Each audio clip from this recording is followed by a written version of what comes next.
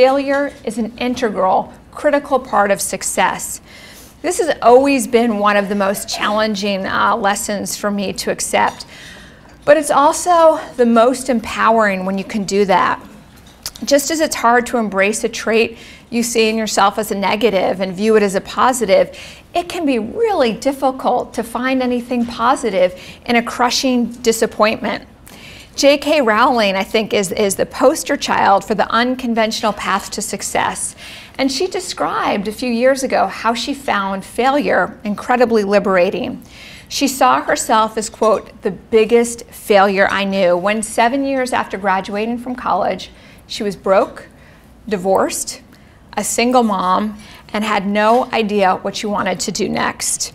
We all know her as the author of the wildly successful Harry Potter franchise, and in a Harvard commencement address a couple of years ago, she described her journey before she hit this success. She said, quote, "Failure meant a stripping away of the inessential. I stopped pretending to myself that I was anything other than what I was. Had I really succeeded at anything else, I might never have found the determination to succeed in the one area where I truly belonged. I was set free because my biggest fear had been realized. And so rock bottom became a solid foundation on which I could rebuild my life." If we're not failing, it means we really are not trying anything new. But the hard part is that failure tends to be more public than success, or at least that's the way we perceive it to be. We worry about it, we try and avoid it at all costs. We fear it, and often that fear can be paralyzing. But the simple truth is, no great success was ever achieved without a setback. No great learning was ever achieved without a failure. And I also look at the iconic Sara Blakely when I think about this dynamic. You may not know her name, but she took a simple idea, the footless pantyhose, and turned it into a multi-million-dollar business called Spanx. Now, I won't ask for a show of hands to see who is wearing Spanx in the room. They make them in, they don't discriminate gender for Spanx. You may not need, you don't look like you need them, but that means you're wearing them. But I think as we're all sort of adjusting, coming out of the ladies' room, I know that at least many, or at least one customer is in this room. But she's an incredible success story. She's also among just a handful of women who became a self-made billionaire. Sara only had $5,000, just $5,000 in savings when she was having trouble with her white jeans. We all can appreciate what that's like in the summer months. And she decided to cut off the feet of her stockings so she could wear them and have a better look. Blakely didn't set out to invent anything new, but nonetheless, she solved an age-old problem for women in a modern way. Easier said than done, but she credits much of her success and her ability to build her business to her father, who at a very, very young age taught her the power of failure. He would ask Sara every day when she came home from school, "So what did you fail at today? What did you not do well?" And if there were no failures, her dad would be disappointed. What an amazing gift and conversation to be giving to a child at a very young age. I know I feared failure so much as a kid that I actually would avoid taking on new challenges just because of facing that setback. But this lesson from her father and that one question that he asked her every day changed Sara's perception of the word failure, and it changed her perception of the action. Failure isn't the outcome. Failure can lead to new opportunities.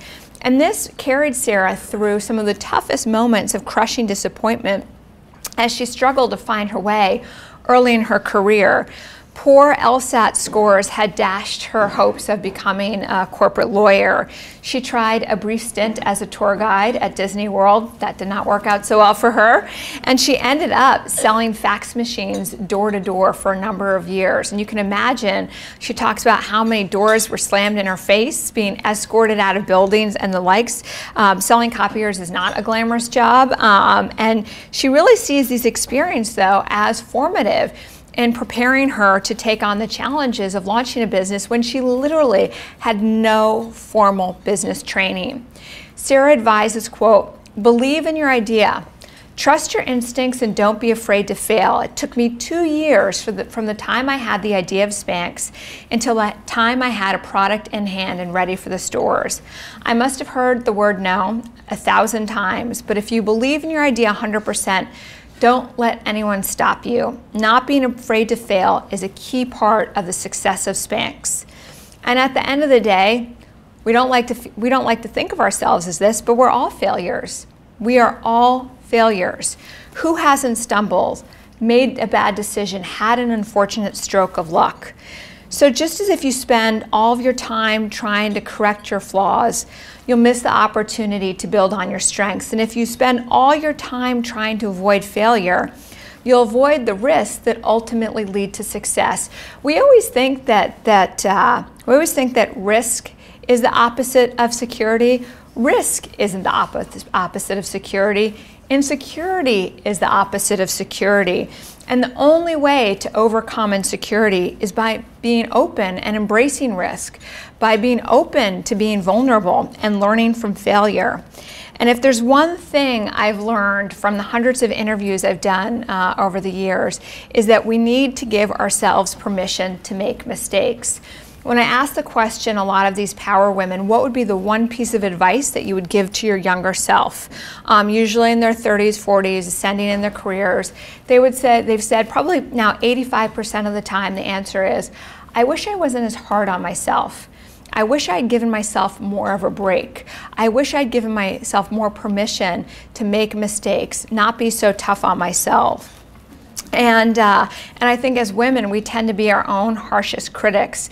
And if we look at failure differently, we look at our missteps differently, we'll be more open to taking on those opportunities that we may view as risky, because often those are the most formative in leading us to our success.